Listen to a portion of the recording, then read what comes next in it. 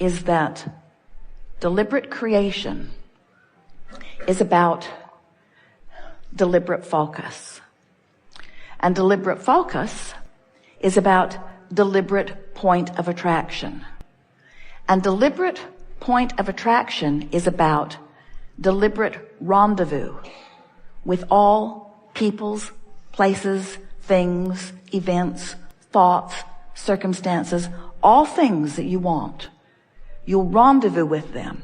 If you can put creation, deliberate creation, into the picture of law of attraction, orchestrating the details that causes, facilitates, because you're causing it with your vibration, that facilitates the coming together of the constantly moving vibrational parts. So you will therefore care more about how you feel, because how you feel is your indication of how well you're rendezvousing with the parts that you want to rendezvous with. The better you feel, the more in alignment for those rendezvous you are.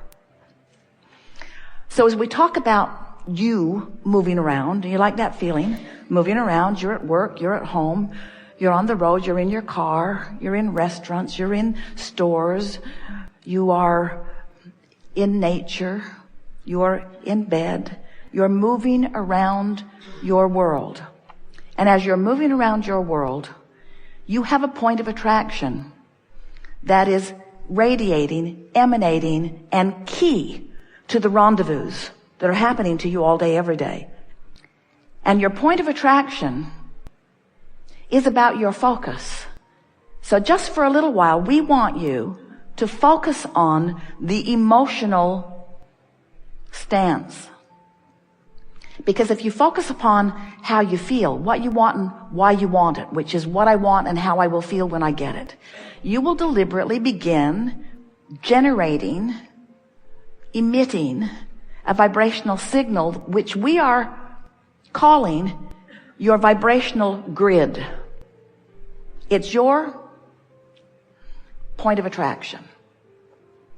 Now, your point of attraction has a lot of things going on in it. Usually, you got a grid about money, you got a grid about lovers, you got a grid about your mother, you got a grid about your mother, you got a grid about your mother, you got a grid about your mother.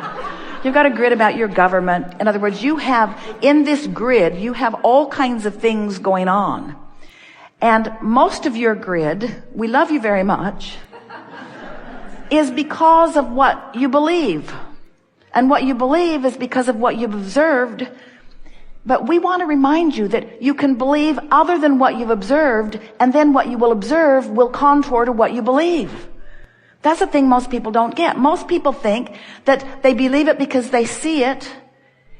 And we're wanting you to understand that because you're seeing it, you've come to believe it, but it doesn't have to be that way. Because there are plenty of things that you believe that others don't believe, and there are plenty of things that others don't believe that you do believe. And your beliefs are only about what's active in your vibration, and therefore what is coming to you. We want you to start basing your beliefs just for a little while. Try it for a week. It will change everything. We want you to base your beliefs on your emotional grid. We want you to come to believe that you can feel the way you choose to feel regardless of what's surrounding you.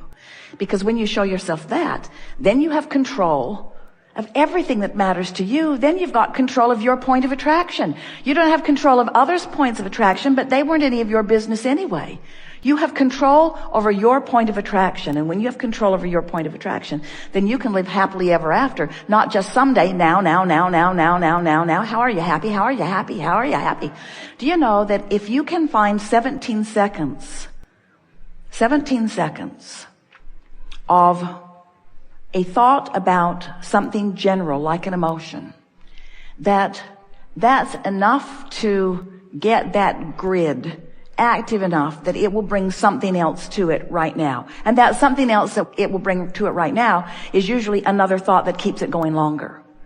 And if you can keep it going for another 17 seconds, that's enough to bring something to it. And it's usually another thought that will keep it going longer. And if you can keep that going for 17, 17, 17, until you have 68 seconds of non-diluted, general, pure, emotional thought. You've accomplished a grid that will bring you visible evidence.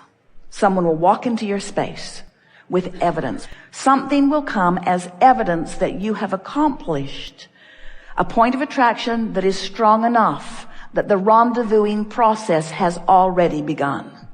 All kinds of things will begin happening to you. And because you have deliberately worked on your grid, now as these things come, you will not just see them as random, freakish coincidences. A coincidence is a rendezvousing of vibrational latitude. That's what a coincidence is. It's a cooperative, communicative incident. Coincidence is the best word we know that is talking about rendezvousing, which is caused by law of attraction. But you thought it was random. And for most, it is random because you're not thinking deliberately. You're creating by default. But when you start deliberately, 17 seconds, not much to ask of yourself, is it? 17 seconds, it feels pretty good. And then another, and then another, and then another. We know some of you have been listening to us for a while, for a long while. And we know that you are enjoying being out on this leading edge of thought. We know that you are. The law of attraction is a vibrational manager that brings thoughts that are like it together. So when you start with a general thought, and you keep it active within yourself for a while, or even come back to it frequently, what happens is that general thought begins to become more specific by the power of law of attraction. It just has to. We've said to you that genius is really just attention to a subject. Anyone who focuses upon anything will attract more and more and more and more and more information around it, because law of attraction insists that it be that way. And the only thing that ever keeps something from evolving and expanding in a way that is really pleasing to you is that you think about it and you think about its opposite. I want it, but where is it? I want it, but where is it? I want to understand this, but I don't. I want to feel good, but I feel bad. In other words, when you think opposing thoughts right up on top of the thought, then you don't allow the progression. You just hold yourself in this place. You can't stand still, but you can move toward and away, toward and away, toward and away, toward and away, toward and away, toward and away. So as you decide that you're going to begin focusing, and you're going to begin focusing deliberately, it will go really easily for you if you decide that you will start generally. And we want to say to you in an emphatic way, we may not have ever said this to you at all before, and so to start emphatically means it really matters. We're going to start emphatically by saying to you that if you will approach your life experience, your point of attraction, in terms of emotions, you are starting in a general place, and that will serve you really, really well. Because as you start in a general place of wanting to feel good, and you focus there by remembering things that did feel good, by reaching for thoughts that felt good to you, by really picking around the buffet of your world, the buffet of your family, the buffet of your husband, the buffet of your children, the buffet of your business associates, the buffet of strangers. And so as you are poking around the buffet that is surrounding you, and you are deliberately looking for things that you think will feel good when you come upon them, what will begin to happen, you're already doing it much of the time, but now you'll be doing it deliberately, you will begin to establish an emotional grid or an emotional vibrational foundation that will immediately begin to fill in with more detail. And the more you focus with a determination to feel good as you're focusing, the more the details that fill in around it will feel good too. Until, before you know it, these things will happen to you. First, you'll be having way more fun and you'll be feeling way better more of the time.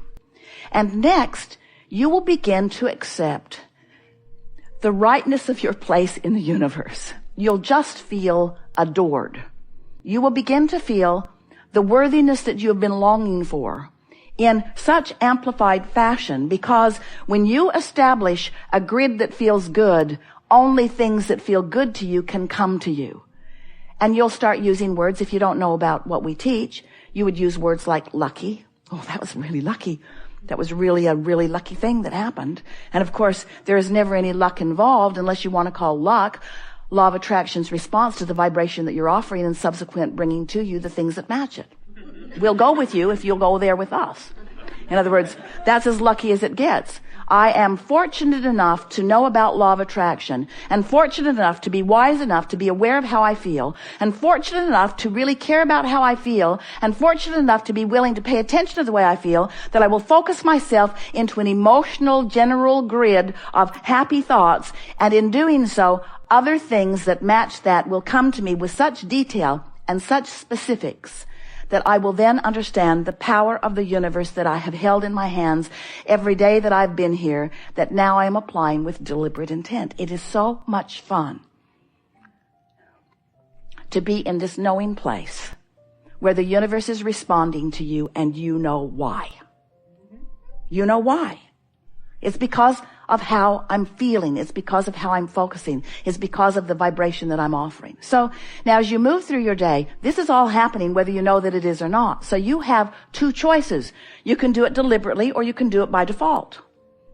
And the way you do it by default is by observing what's going on around you and just responding to what you're observing. We call it sloppy thinking or sloppy observing. Or the squeaky wheel syndrome, where the squeaky wheel gets your attention and it never feels good when you look there.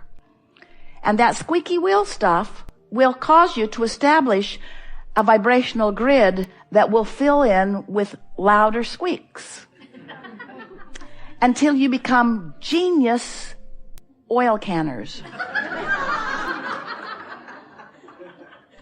Humans often measure their talents by how good they are at putting out brush fires. And we want to zap you with the desire to work with the laws of the universe instead of against them. Work with them. As you understand that your emotions are your friend and that there is so much good that wants you. We've had quite an interesting conversation today. And from our perspective, it was emphatically out there on the leading edge. We often come together and have conversations about things that truly take thought beyond where they have been before. But this one is especially satisfying today, not only because we've moved into some new places. Esther will so love listening back to this and finding all of the new pieces that she's wanting to highlight for you. But because it is established within so many of you a renewed interest in getting back to the basics of your vibrational frequency. Sort of taking it out of your head and putting it more into your heart, so to speak, into the vibrational beingness. And because of the conversations that we've had, we know that you know that the grid will fill in with the details of life that you describe as meaningful physical reality. There's no separating non-physical from physical. And we've all come so far. You are out here on the leading edge, and that's the part that we think you got with greater clarity here today. That creation is happening here, and that Source is joining you here, and that this is where the party really is. And that there are times when you allow a full recognition of the bliss and beauty and perfection of you and of life, and there are times that you don't. And we think that if we were standing in your physical shoes, we would be reveling in this new knowledge. Jerry said to Esther the other day, and she heard him laughing so hard while he said it. She was asking him a business question, something specifically about something that she was wondering what to do about. And his words to her were, well, if I was standing in my physical shoes. And then she realized that he can stand all day if he wants to in her physical shoes, although she rarely does herself. In other words, there need be no separation from you and you.